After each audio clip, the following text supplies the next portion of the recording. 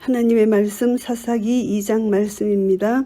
여호와의 사자가 길갈에서부터 보김에 이르러 가로되 내가 너희로 애굽에서 나오게 하고 인도하여 너희 열조에게 맹세한 땅으로 이끌어왔으며 또 내가 이르기를 내가 너희에게 세운 언약을 영원히 어기지 아니하리니.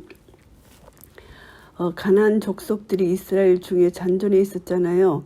그래서 끊임없이 괴롭힘을 당했는데, 그리고 또 이스라엘 백성들은 그들의 풍습에 영향받아서 우상 숭배하고 도덕적 타락에 젖어 들어갔잖아요. 그래서 이러한 것을 역사적 배경을 상황을 두고 배교한 이스라엘에 대한 하나님의 책망이 나타나는 것입니다. 그래서 백성들이 회개하는 장면이 나오는데요. 이 모든 사사기 전체를 보면은 이스라엘의 배교, 타락, 그래서 하나님이 책망하시면 이스라엘이 이제 회개하고 또 다시 회복시켜 주시면 또 다시 죄를 짓고 타락하는 이런 것으로 가는 그런 일들이 지금 계속 전개됩니다. 그래서 여호와의 사자는 여기서 내가 너희를 애굽에서 나오게 하고 이런 말을 보면은 이스라엘을 출애굽시킨 나 다름 아닌 하나님으로 우리가 볼 수가 있고요. 구약 시대에도 이 땅에 현현하셨던 하나님께서 예외 없이 성육신 이전에도 부단히 활동하셨던 성자 하나님 예수 그리스도이셨음을 알 수가 있습니다. 그래서 그리스도를 여기서 가리키는 것이라 볼 수가 있고요. 길갈에서부터 보김에 이르러 여기서 길갈은 여호수아 앞에 나타났던 여호와의 군대 장관 하나님의 사자가 길갈에서 가졌던 사명, 동일한 사명을 가지고 이제 보김에 나타났음을 여기서 가리킵니다. 그래서 이스라엘의 가나안 정복 실패가 여호와께 대한 불순종에 기인한 것임을 깨닫게 하고 이스라엘을 언약계로 순종하기로 이끌기 위해서 여호와의 사자가 보김에 다시 한번 나타난 것입니다. 길갈은 여리고 근처에 위치한 성읍이고요. 그래서 이곳은 이스라엘이 요단을 건넌 후 최초로 진친 곳이 길갈입니다. 그래서 여기서 기념비를 세우고 할례를 받은 곳이기도 하잖아요. 이곳에서 이스라엘 백성들은 출애굽 다음에 시내 광야에서 지킨 이후에 처음으로 유월절을 지키기도 한 곳이고요. 길갈은 이스라엘의 가나안 정복 초기에 정치, 군사, 종교 중심지로서 그 기능을 다했음을 알 수가 있습니다. 그리고 보김이라는 것은 우는 자들이란 뜻인데요. 정확한 이치는 분명치 않지만 보김을 베델과 동일한 지역으로 보는 것입니다. 그 이유는 이제 알론 바굿이라고 부르는 그 알론 바굿은 이제 그 리브가 유모 도브라가 죽자 야곱이 그 죽음을 베델 아래 상수리 나무 밑에 묻고 그 나무 이름을 알론 바굿이라 부른 것이 있잖아요. 그래서 알론 바굿이라는 뜻이 통곡의 상수리라는 말입니다. 그래서 우는 자들이란 보김의 뜻과 서로 연관이 있기 때문에 보김을 베델로 보는 견해가 있습니다. 그래서 내가 너희로 맹세한 땅으로 이끌어왔다는 것은 출애굽과 가나안 정착은 하나님께서 아브라함에게 약속하신 바의 성취라고 볼 수가 있고요. 여호와의 사자가 이 사건들을 이스라엘 백성에게 상기시킨 것은 하나님의 신실성을 강조하기 위한 것이라도 볼 수가 있습니다. 그래서 이러한 하나님의 속성은 사사기 전체에 걸쳐 나타나는 이스라엘 백성의 패역한 모습과 좋은 대조를 이루는 것이고요. 언약을 영원히 어기지 아니하는데 하나님께서 언약을 어기지 아니하신다는 것입니다. 여호와의 사자가 지적하려고 하는 것은 하나님 언약에 철저하시다. 하나님은 이스라엘 백성들은 하나님 말씀을 청종치 않고 언약을 시행하지 않았기 때문에 이들이 하나님께 심판을 받는 것이라는 것이죠. 하나님께서 언약을 맺을 때 동물을 갈라서 약속의 정표로 이제 동물이 약속을 파기할 때 동물과 같이 처참한 죽음을 맞게 된다는 것, 저주를 상징하잖아요. 이것처럼 하나님의 징계는 언약을 파기한 이스라엘 백성들에게 필연적으로 따를 수밖에 없다. 이것을 상기시켜주는 말씀이고요. 너희는 이 땅 거민과 언약을 세우지 말며 그들의 단을 헐라하였거늘 너희가 내 목소리를 청종치 아니하였도다. 그리하면 어찌 미뇨. 이 가나안 백성들 족속들과 언약을 세우지 말라고 하셨습니다. 너희는 이 땅 거민과 언약을 세우지 말며 그들의 단을 헐라하였거늘 너희가 내 목소리를 청종치 아니하였도다. 그리하면 어찌 미뇨. 그 땅 거민 가나안의 여러 족속들이죠. 그들과 언약에 세우지 말라고 하셨는데 이스라엘이 전쟁을 하게 될 때에는 먼저 상대방에게 평안을 선언하라고 하나님 말씀하신 적이 있습니다. 그래서 그 성읍이 평화하기로 해답이 오면 공을 바치게 하고 같이 살지만은 그렇지 않을 경우는 그 성읍을 치라고 명령하셨습니다. 그런데 가나안 원주민들의 경우는 예외였습니다. 하나님께서 이스라엘에게 가나안 족속들 가운데 호흡이 있는 자는 하나도 살리지 말고 다 진멸하라 이렇게 명령하셨거든요. 그래서 가나안 땅에 호흡이 있는 자는 철저히 진멸하여 그들과 화친 언약을 맺거나 그들의 우상을 숭배하게 될 소지를 아예 뿌리째 뽑아버리는 하나님의 적극적인 명령이었습니다. 그런데 이스라엘 백성들이 하나님 목소리를 청종치 아니했다 이렇게 말씀하십니다.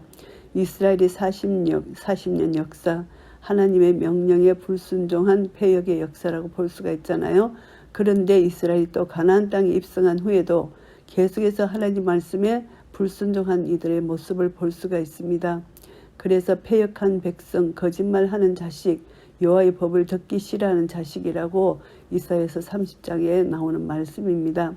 그래서 그리하면 어찌미뇨 너희는 이러한 잘못에 대해서 어떤 합당한 설명을 할 수 있느냐 이런 물음입니다. 그래서 이스라엘은 변명할 말이 없죠.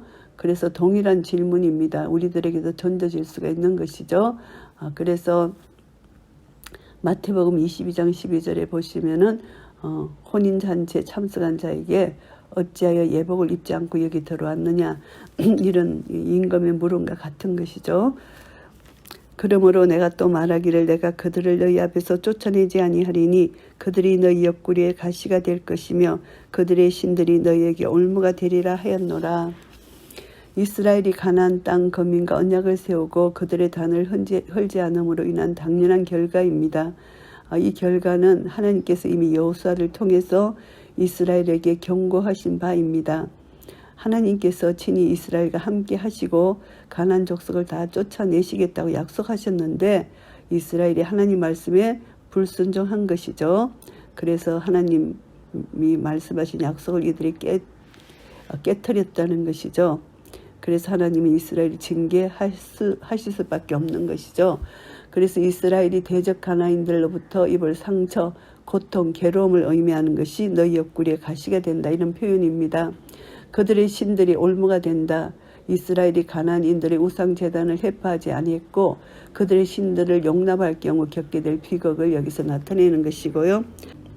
여호와의 사자가 이스라엘 모든 자손에게 이 말씀을 이르매 백성이 소리를 높여 운지라. 이스라엘 백성들이 크게 애통해한 것은 여호와의 사자의 책망을 듣고서 이제 죄악을 뉘우쳤습니다. 자신들의 죄악으로 인해서 닥칠 하나님의 심판을 두려워했기 때문이고요. 그들이 죄를 지적받자 회개한 것은 일단 그들이 이제 두려웠기 때문이죠. 그런데 이 회개의 자세가 오래 지속되지 못했기 때문에 조금 시간이 지나자 또 그들이 여호와의 사자의 책망을 잊어버리고 다시 죄악의 길로 돌아서는 그것이 바로 이스라엘의 비극의 원인이고 사사기 전반에 나타나는 죄의 악순환이라고 볼 수가 있습니다. 그러므로 그것을 이름하여 복임이라 하니라. 무리가 거기서 여호와께 제사를 드렸더라.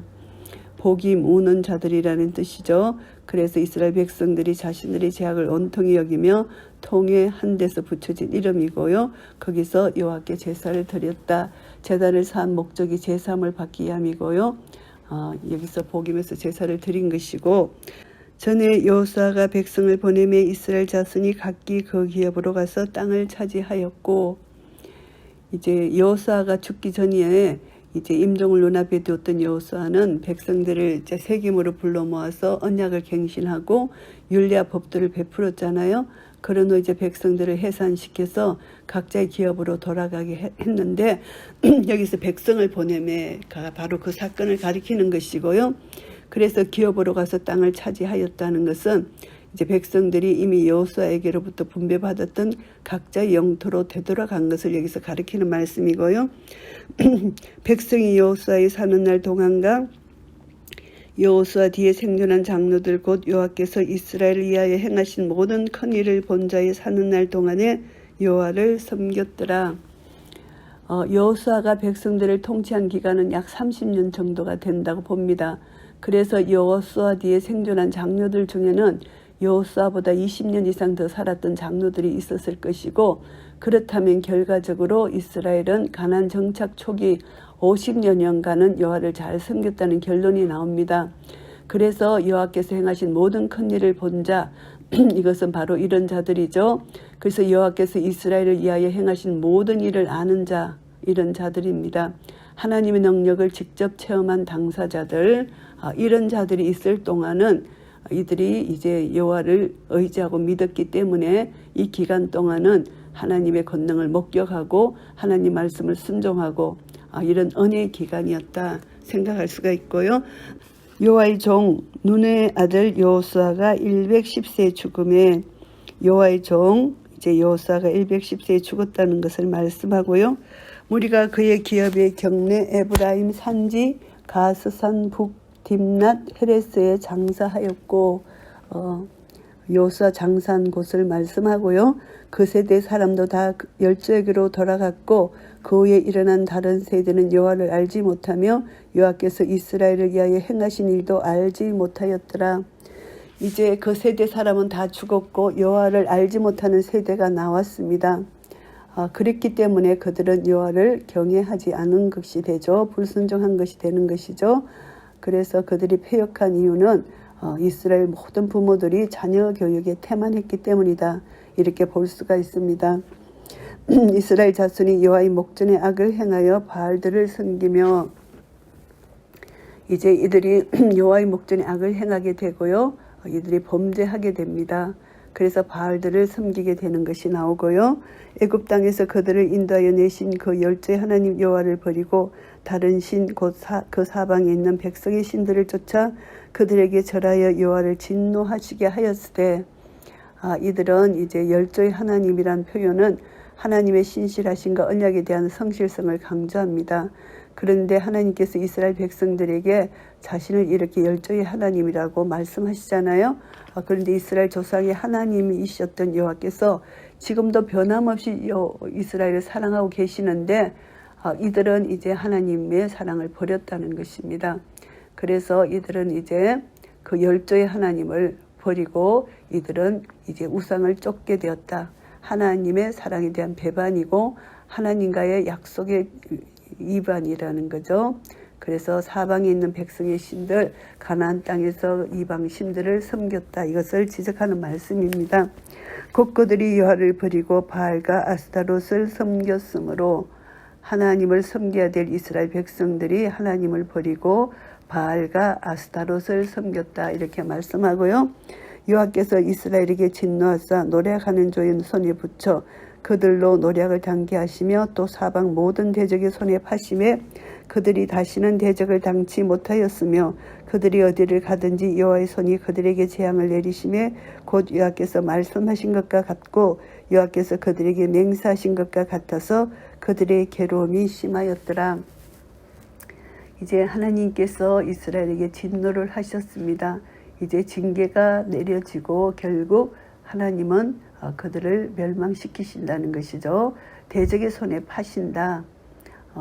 이스라엘 범죄로 인해서 대적의 손에 넘겨서 속박을 받게 하신다는 것입니다. 하나님께서 택한 백성이 범죄하면은 그들을 이방인 손에 붙이셔서 징계하시고 훈계하시는 것입니다. 여호와의 손, 능력의 손이죠. 이 손이 이방 대적에게 붙인다는 것을 말씀합니다.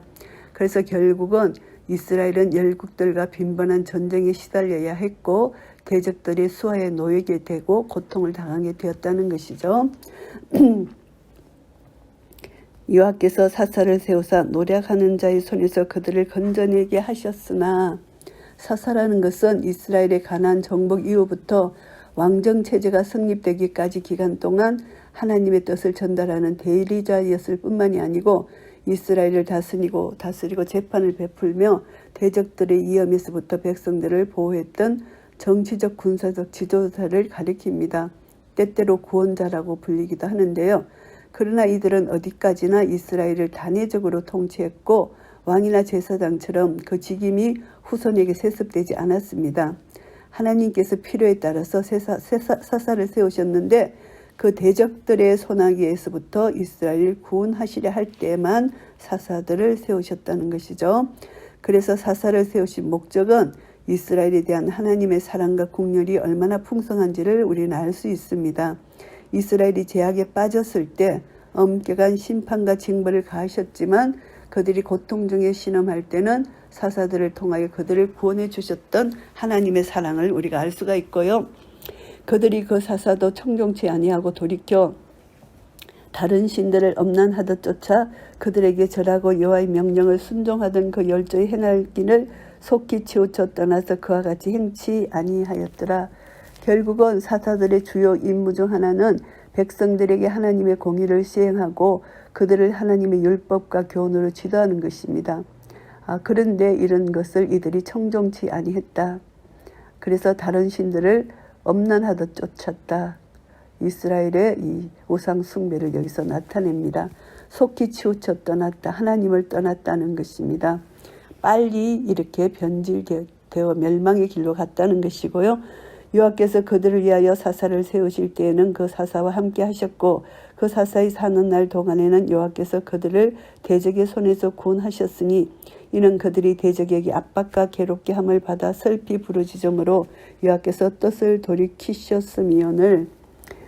이제 이들이 이제 그 압박과 그 고통에서 부르짖을 때 사사를 세우시고 하나님께서 그들을 구원해 내셨다.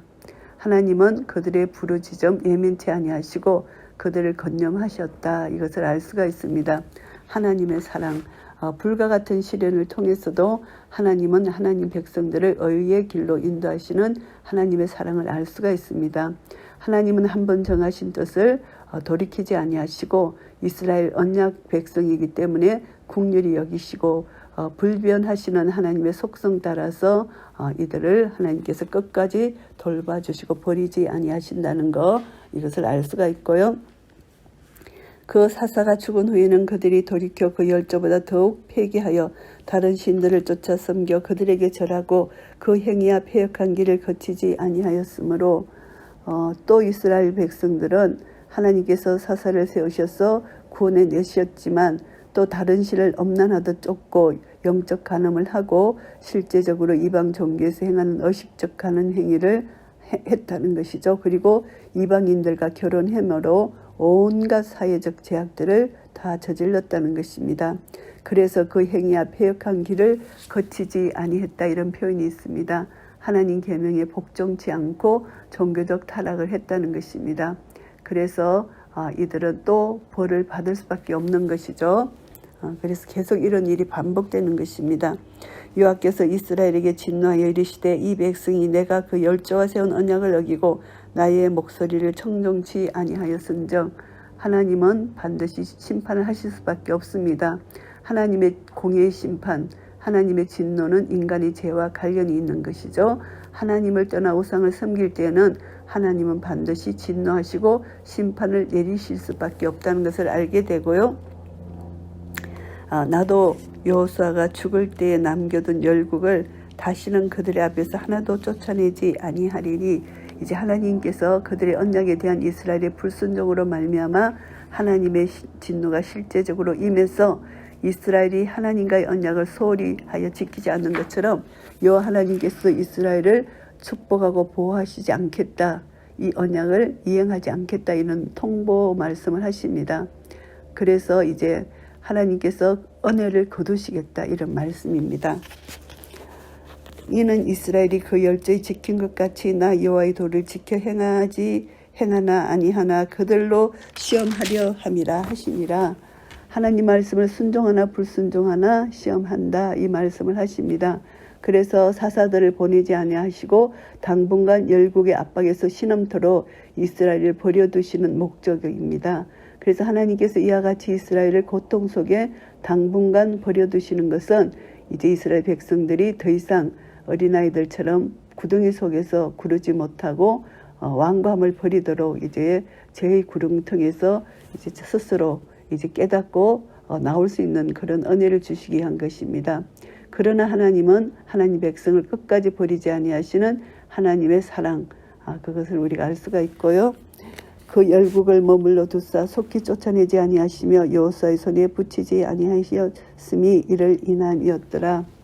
결국 하나님께서 가나안 족속들을 그 땅에 남기셔서 이스라엘 옆구리에 가시가 되게 한 이유를 설명해 주십니다. 속히 쫓아내지 아니하셨다.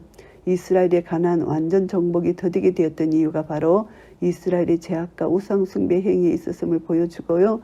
여호수아가 죽은 이후에도 이스라엘이 계속해서 하나님을 잘 섬겼더라면 하나님께서 분명히 신속히 그 남은 가나안 원주민들을 쫓아내 주셨을 것이다. 이것을 알 수가 있습니다. 사사기 2장 말씀을 정리하겠습니다. 패역한 이스라엘 백성들에 대한 말씀입니다. 1절부터 5절까지는 이스라엘을 책망하는 여호와의 사자입니다. 그래서 사사시대 초기에 하나님께 대한 이스라엘의 신앙적 자세가 어땠는가를 보여주는데요. 그것은 하나님과의 언약관계를 버리고 가나안 백성들과 언약을 맺고 우상을 섬겼다는 것이죠. 그래서 사사시대의 출발은 이스라엘의 불순종에서 시작되었다는 것을 알 수가 있고요. 가나안 초기 정착 초기 과정에서 이스라엘이 가나안 주민들을 진멸하지 못한 결과를 단적으로 보여주는 것입니다. 그들 불신앙으로 인해서 가나안인들을 진멸하지 못했고 오히려 그들 속에 거함으로 그들과 타협하고 살았던 것이죠. 그래서 우상 숭배 죄악으로 물든 것이고요. 여호수아가 죽고 이제 가나안 정착이 어느 정도 이루어진 때는 처음으로 여호와의 사자가 등장했습니다.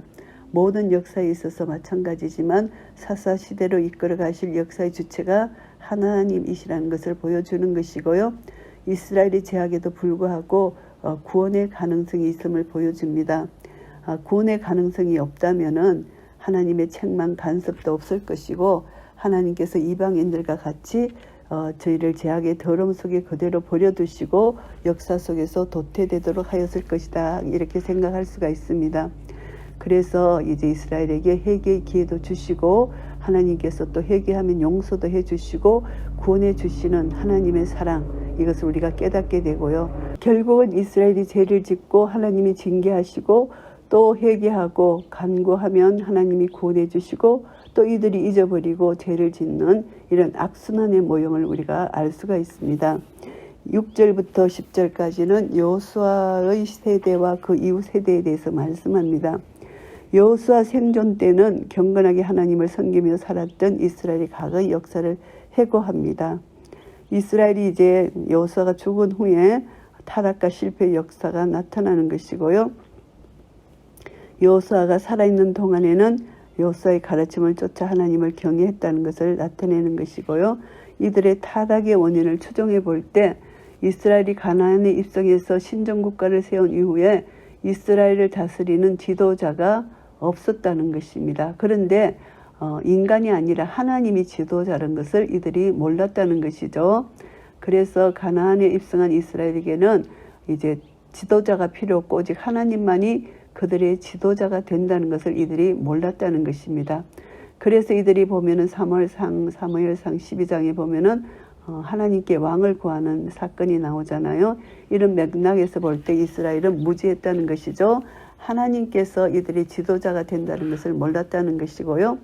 그리고 여호와가 행하신 일에 대해서 교육이 부족했다. 이게 둘째 원인으로 볼 수가 있습니다. 여호와께서 이스라엘 위하여 행하신 모든 큰 일을 본 자들은 후대에 하나님의 백성에게 이제 그것을 마땅히 교육해야 되는데 이들이 그것을 교육했지 못했기 때문에 그 후손들은 실패의 삶을 살 수밖에 없었다. 그래서 하나님 경외 사상 이 교육이 너무 중요한데 이것을 가르치지 못한 선조들의 교육의 부재가 둘째 원인이 된다고 볼 수가 있고요. 그리고 11절부터 23절까지는 이스라엘의 타락과 하나님의 구원 역사입니다. 하나님을 떠난 이스라엘의 삶의 양태가 어떠한 것인지를 보여주는 부분인데요. 참된 신 여호와를 버리고 대신 이방인을 쫓았다. 이것은 하나님의 징계의 채찍을 맞을 수밖에 없는 것이라는 것을 알게 됩니다. 그래서 하나님께서 그때마다 시시때때로 구원자를 보내주시는 것이죠. 이것이 사사이고요. 인간의 본성은 신을 숭배하게 되는 것인데 강야 생활과는 다른 안정된 정착 생활을 하게 된 이스라엘은 여호와 하나님을 버리고 말았다는 것이죠. 그래서 이제 우상을 숭배하는 그런 죄에 빠지게 되었다는 것을 알 수 있고요. 이스라엘의 구원의 근거는 오직 하나님의 사랑이라는 것을 알 수가 있습니다. 그래서 하나님은 이들이 죄를 저질렀을 때 이들이 압박과 고통을 받아 슬피 부르짖을 때 하나님은 그들에게 구원의 손길을 펴셨습니다. 이들이 회개하고 하나님 사랑을 깨달을 때, 그래서 예수님의 십자가 사랑이 바로 이런 사랑이 아닐까 싶습니다. 우리가 죄를 지었고 회개하고 주께로 돌아오면 모든 죄를 깨끗게 씻어주시고 십자가 사랑으로 우리를 받아주시는 하나님의 사랑. 그래서 인간은 본성적으로 마음에 하나님 두기를 싫어하고 자기 고집대로 살며 우상을 섬기는 것이지만, 하나님의 사랑은 독생자 예수 그리스도를 이 땅에 보내셔서 내 죄를 대신해서 예수님이 십자가에 달린 것을 믿는 자마다 구원의 손길을 펼쳐주시는 것이죠. 그래서 하나님께서는 항상 어려움 시험 가운데 사망 가운데 피할 길을 예비해 주시는 십자가 사랑으로 이미 모든 것을 완성해 주셨습니다. 그래서 우리는 회개하고 십자가를 붙들고 십자가 사랑으로 돌아가면은 하나님은 탕자가 돌아온 것, 아버지의 그 마음을 우리에게 나타내 주셔서 구원해 주시는 것이죠. 그래서 이스라엘 백성들 앞에 피할 길을 예비해 주셨다는 것입니다. 우리 신약시대에 우리 사람들, 우리 믿지 않는 자들에게도 항상 십자가의 사랑, 구원의 길을 열어주셨고, 예수께로 돌아오는 자는 하나님께서 구원을 주시고, 그리고 예수 믿는 자들에게도 날마다 발을 씻는 자범죄, 우리 죄를 고백하면 저는 미쁘시고 어로사 모든 불의에서 우리를 깨끗게 하시는 십자가의 사랑을 우리에게 나타내 보여주시는 것이죠. 그래서 이 이스라엘 백성들 하나님만을 경배하고 섬기고 마음과 뜻과 힘을 다해 하나님을 사랑해야 되는데도 불구하고 이들의 죄의 본성이 곧 하나님 사랑을 잊어버리고 우상을 섬기며 그 이방인들의 문화에 젖어서 사는 이들의 모습, 어리석은 모습입니다.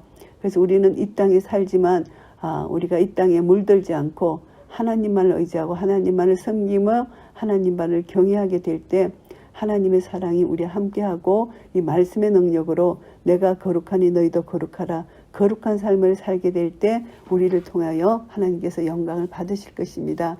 이런 은혜가 우리 모두에게 있으시기를 예수 그리스도 이름으로 축복합니다. 아멘.